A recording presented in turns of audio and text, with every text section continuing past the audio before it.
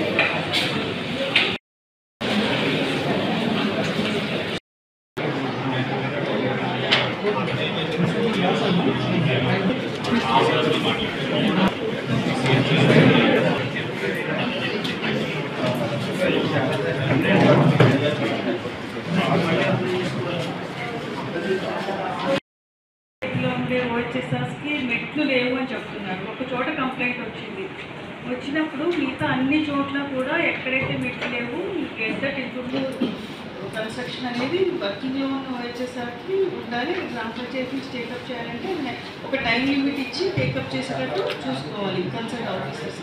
Similarly any other issue, ఒక చోట నుంచి ఒక కంప్లైంట్ వచ్చిందంటే జిల్లా మొత్తం మీద ఇట్లాంటివి పరిస్థితి ఎట్లా ఉంది అనేది సమాచారం తీసుకోవాలి, మానిటర్ చేసుకోవాలి. నెక్స్ట్ విషయం ఏంటంటే ఇప్పుడు వచ్చే గ్రీవెన్సెస్ అన్నీ కూడా మీరు టైం బౌండ్లో జాగ్రత్తగా డిస్పోజ్ అయ్యేటట్టు యాక్షన్ తీసుకోవాలి.